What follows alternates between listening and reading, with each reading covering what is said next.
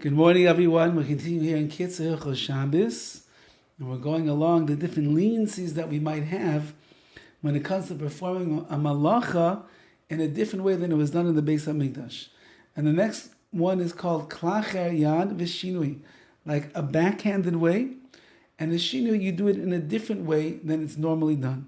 Gam Kesavnu Shenichal B'ma Shetzrichim L'Leches Machshavos, included in the Melacha of Shabbos, where there is the intention in how you do it the right way.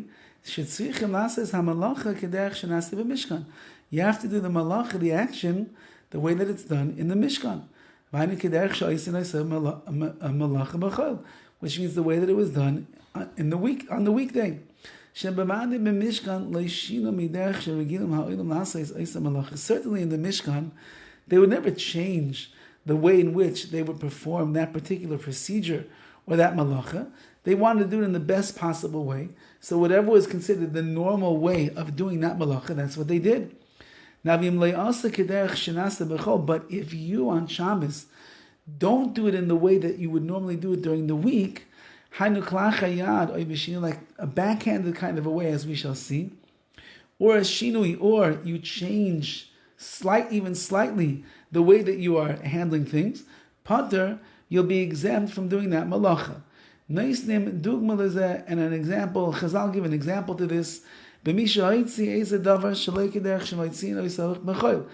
that we're not allowed to carry from Reshus Hayachid to Reshus Harabim, from a private domain to a public domain, but you carry something on Shabbos now in a way that you normally would not carry it during the week.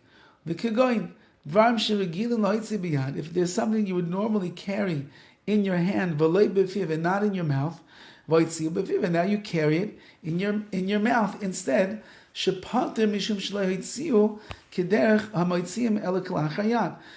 that you're not carrying it in the normal way that people carry these things, you're doing a klach hayad, like backhanded in a different way, so therefore you'd be pater. So for example, let's say that you want to bring your talis bag to shul. So what do? Normally you would carry it in your hands, but you can't.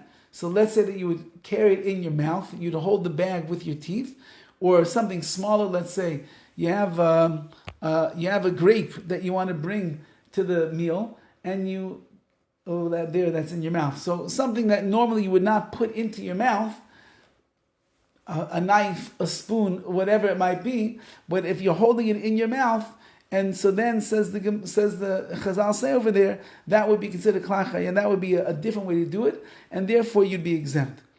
V'chein meleches losh. What about kneading something, mixing something? You change the way that you do it from during the week. For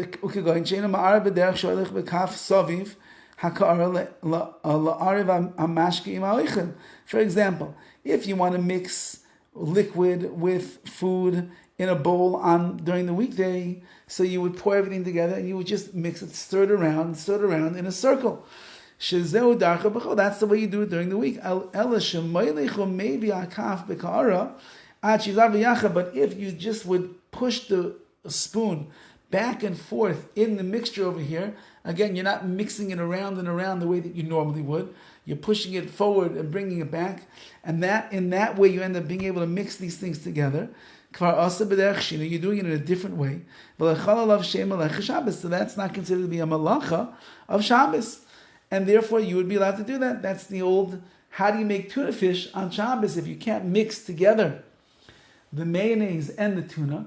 So you put in the mayo, you put in the tuna, or vice versa, and then you go back and forth with the spoon, and you can mix it in that way. It will not be, of course, as well mixed as it would be on a regular weekday, but you can mix it in that way if you need to. And sometimes you should know that even doing this shinui, the unusual way, or the not regular way of doing things, still there's going to be a rabbinical prohibition.